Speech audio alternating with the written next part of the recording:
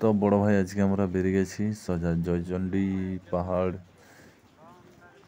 দেখতে। তো আমি আছি, সঙ্গে আমার একটা বন্ধু আছে গোপেন।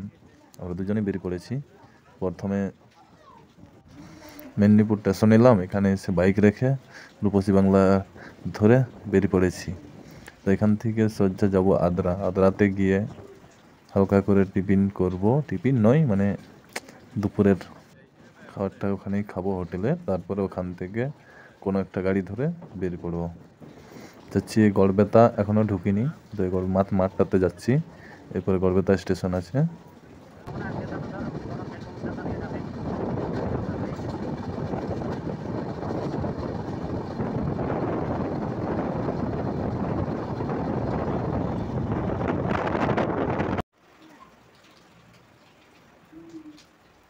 এই গড়বেতা স্টেশনে দাঁড়িয়েছে, তা এখনও ছাড়েনি ট্রেনটা।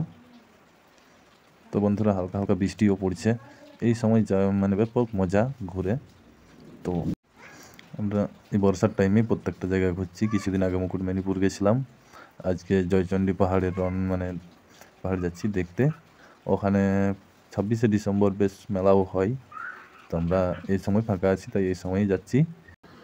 Agra Medinipur passenger 2 number platform থেকে আছে। आगरा থেকে মেদিনীপুর যাওয়ার প্যাসেঞ্জার 2 নম্বর প্ল্যাটফর্ম থেকে আছে।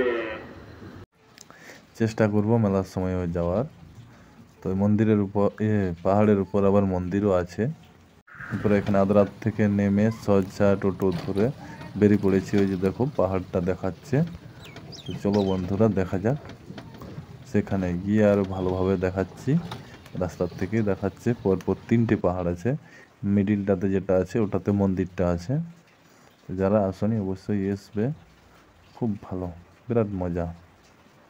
আর কি সুন্দর দেখতে, দেখো পাহাড়টা। কিছুদিন আগে আরেকবার এসেছিলাম, তখন উঠতে পারিনি পাহাড়ে। তো আজকে ফাইনালি যাব, যে উঠবো।